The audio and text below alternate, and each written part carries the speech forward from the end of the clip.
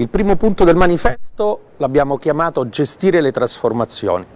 Nei prossimi 20 anni saremo colpiti da una trasformazione violentissima, in particolare del mondo del lavoro, innescata dall'innovazione tecnologica. Un'innovazione tecnologica che accelererà immensamente e non siamo pronti ad affrontarla.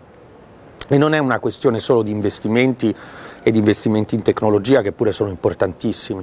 La questione proprio riguarda l'uomo, cioè come l'uomo si pone di fronte a questi cambiamenti e se siamo preparati. Quello che noi sappiamo è che in tutta Europa e in particolare in Italia altissimo è il livello di analfabetismo funzionale. Le persone cioè che leggono un testo sono capaci di leggerlo ma non sono capaci di capirlo, non sono capaci di interpretarlo e quindi non sono capaci in fondo di trovare la loro strada nei cambiamenti. E sarà importante perché per esempio i lavori scompariranno, ne arriveranno di nuovi, questi nuovi scompariranno a loro volta, bisognerà avere una capacità di adattamento fortissima. E allora gli investimenti sulla scuola, gli investimenti sull'educazione primaria, secondaria, ancor prima degli investimenti sulle competenze, diventeranno cruciali.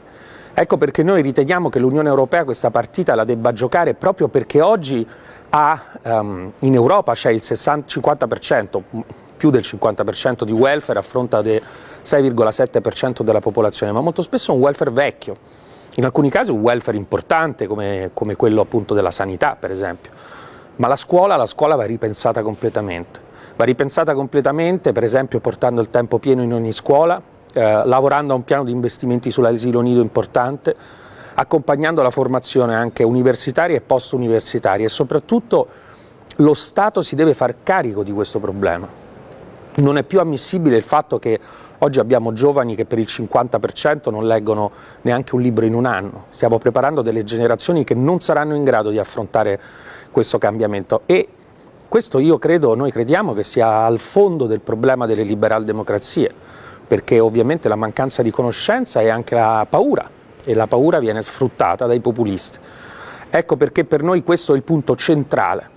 E poi proteggere, investire e proteggere vuol dire anche proteggere dalle distorsioni del mercato, proteggere da quei fenomeni che non sono mercato, che possono andare dai grandi monopoli internet che non pagano le tasse, ma vanno anche verso le attività di dumping, i comportamenti scorretti dei nostri partner commerciali.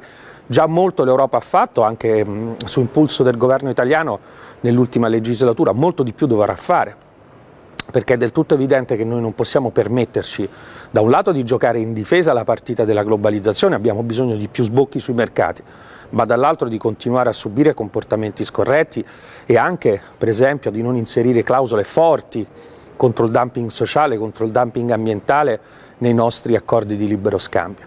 Ecco che allora investire e proteggere è il paradigma del modo nuovo in cui l'uomo sta nella modernità.